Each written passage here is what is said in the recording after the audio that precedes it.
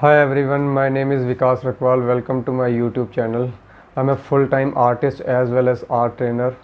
तो टॉपिक आज का जो है ड्राइंग मटेरियल के बारे में। तो मैं एक सीरीज़ स्टार्ट कर रहा हूँ मल्टीपल ड्राइंग लेसन्स के बारे में, जिसमें स्टेप बाय स्टेप बहुत सारे लेसन्स होंगे। तो उस लेसन्स को ट्यूटोरियल को फॉलो करने के लिए आपके पास सबसे पहले ड्राइंग मटेरियल होना चाहिए। जिनके पास है वो तो बहुत अच्छी बात है, जिनके पास नहीं है या उनको पता ही नहीं है कि ड्राइंग मटेरियल कौन सा लेना चाहिए, ये वीडियो उनके बारे में है। तो ड्राइंग मटेरियल जब भी हम लेने का ट्राई करते हैं, हम सीधा यूट्यूब पे सर्च करते हैं ड्राइंग मटेरियल कौन कौन सा चाहिए। और जब हम प्रोफेशनल आर्टिस्ट को देखते हैं कि वो बहुत ही अच्छा ड्राइंग मटेरियल यूज़ कर रहे हैं, तो शायद उसकी वजह से उनका काम इतना बेटर है। वो काफ़ी सालों की मेहनत और कंटिन्यूटी के कारण, आर्ट में पैशन के कारण उनका काम इतना अच्छा है। तो आपको एज ए बिगिनर जब आप ड्राइंग स्टार्ट करना चाहते हैं, बहुत ही बेसिक मटेरियल चाहिए। मटेरियल से इतना कुछ ऐसे अचीव नहीं होता है ना। वो बात की बात है कि आपको बहुत बेटर मटेरियल लेने की ज़रूरत पड़ती है जैसे जैसे आपका काम अच्छा होता जाता है। लेकिन एज ए बिगिनर सिंपल सी स्केच बुक, सिंपल से पेपर, सिंपल सी पेंसिल चाहिए। तो चलिए बिना टाइम वेस्ट किए हुए स्टार्ट करते हैं कि हमें कौन सा मटेरियल लेने की ज़रूरत है। ओके, तो मटेरियल में सबसे पहले बात कर लेते हैं स्केच बुक या पेपर के बारे में।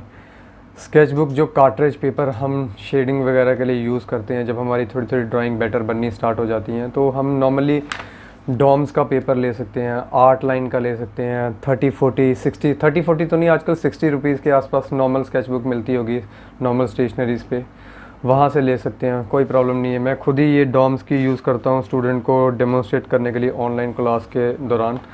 तो जैसे ये लीफ का इम्प्रेशन बनाया हुआ है ना, थोड़ा ऑयल पेस्टल का मिक्सिंग बताई थी मैंने स्टूडेंट्स को, ये फोल्ड से कुछ ऐसा।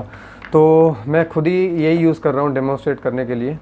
और दूसरा है कि हमें एक फ़ाइल ऐसी चाहिए, क्योंकि हम शुरू में सीखने का ट्राई कर रहे हैं और सीखते हुए बहुत सारी गलतियाँ होती हैं, बार बार चीज़ों को रिपीट करना पड़ता है, तब जाके हमें चीज़ें समझ में आती हैं, हमसे बेटर बननी स्टार्ट होती है। तो उसके लिए इतनी जो महंगी कॉस्टली फ़ाइल है, मतलब वैसे तो 100 रुपीज़ की, बट ये भी कॉस्टली है ना उस हिसाब से, तो हम इसको यूज़ नहीं कर सकते। तो हमें एक कोई भी चीपर पेपर चाहिए। तो चीपर पेपर जो लोग दिल्ली एनसीआर में या मेट्रो सिटीज़ में रहते हैं, तो उनको ये न्यूज़ प्रिंट 5 किसी भी शॉप स्टोर से मिल जाएगी, आर्ट स्टोर से।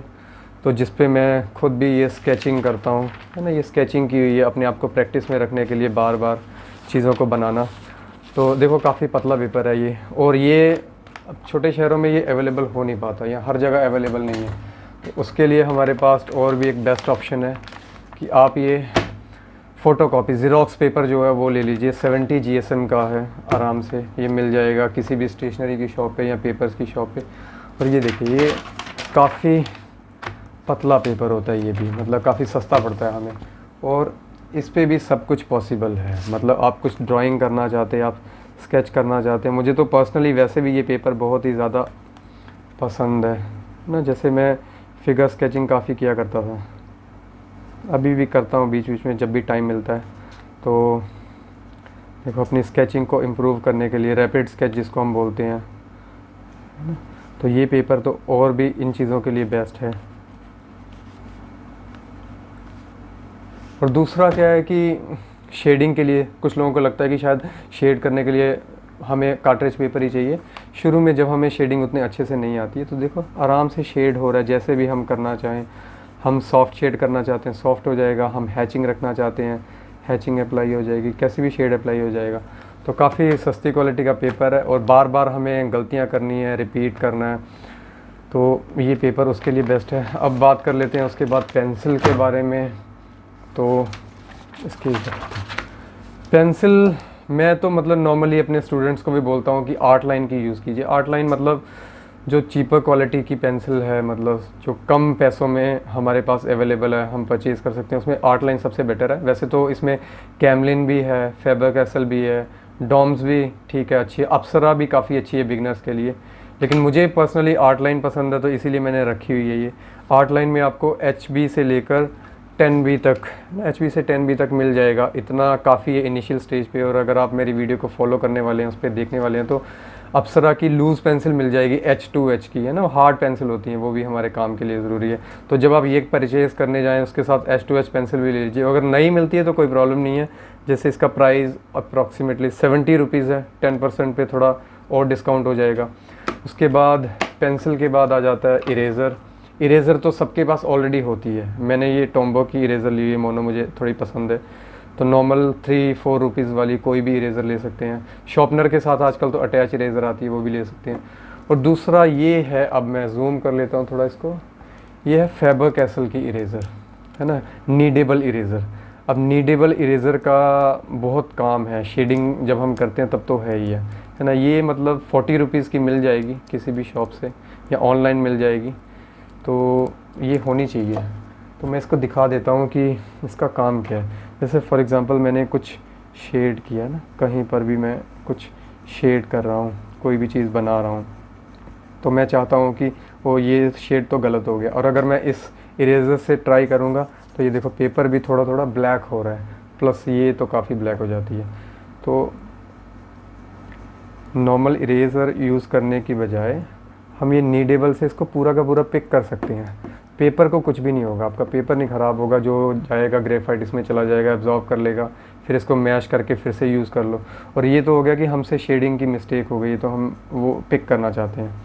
लेकिन अगर हमें हाईलाइट देने हैं, फॉर एग्ज़ाम्पल जैसे ये सर्कल है, कहीं पे हम हाईलाइट अप्लाई करना चाहते हैं, तो इसको पॉइंटेड कर लीजिए, कैसे भी शेप दे सकते हैं हम, वहाँ पे इजीली हाईलाइट भी अप्लाई हो जाएगा, है ना। तो नीडेबल इरेज़र होना थोड़ा सा बेटर है। उसके बाद कहीं भी किसी शॉप से, हार्डवेयर की शॉप से आप एक सैंड पेपर ज़रूर ले लीजिए। अब सैंड पेपर का काम क्या है कि मेरी पेंसिल पॉइंटेड नहीं है, तो मैं पॉइंटेड करना चाहता हूँ तो डायरेक्टली वो सैंड पेपर से हो जाएगी, मुझे ज़रूरत ही नहीं है कटर या शार्पनर की। देखो ये मेरी 10B की पेंसिल है, ये पॉइंटेड हो चुकी है काफ़ी। और दूसरा मुझे थोड़ी राउंड शेप चाहिए, अगेन सैंड पेपर के ऊपर रब करो तो ये फ्लैट हो गया। तो स्ट्रोक का देखो एरिया कितना बड़ा हो गया ना, स्ट्रोक थोड़ी थिक हो गई, तो कहीं कहीं मुझे थिक स्ट्रोक चाहिए, कहीं मुझे शेडिंग के लिए एरिया ज़्यादा कवर करना है, जल्दी पॉइंटेड नहीं चाहिए, तो उसके लिए सैंड पेपर ये होना चाहिए। 300 नंबर का ये ब्लैक जैसा, मतलब एमरी पेपर वैसे बेसिकली इसको बोलते हैं, ये मेटल के लिए होता है, तो ये शॉप पे मिल जाएगा, कौन सी हार्डवेयर की शॉप पे। और दूसरा, आप शॉर्पनर यूज़ करें या कटर यूज़ करें, वो टोटली आपके ऊपर है, आप कुछ भी कर सकते हैं। कटर मुझे पर्सनली इसीलिए पसंद है, इससे भी किसी तरह की शेप जो है मतलब ट्रांसफॉर्म इसको किया जा सकता है किसी भी शेप में। जैसे मुझे पॉइंटेड करना है अगेन, तो ज़्यादा मुझे लेड को शार्प करने की ज़रूरत नहीं है, उतना सा एरिया ही बस पॉइंटेड करो जितना हमें चाहिए। लेड की लेंथ भी ज़्यादा नहीं है और पॉइंटेड भी हो गया ना, इसलिए कटर। और बच्चों को तो डेफिनेटली कटर नहीं देना चाहिए, उनके लिए तो हार्मफुल है ही, वो अपना नुकसान कर सकते हैं। तो बच्चों के लिए शॉर्पनर बेटर है, तो शॉर्पनर ही यूज़ कीजिए। तो ये थी आज की वीडियो, होपफुली आपको पसंद आई होगी। और अगर ये वीडियो आपको हेल्पफुल लगी हो तो वीडियो को लाइक कर दीजिएगा, चैनल को सब्सक्राइब कर दीजिएगा।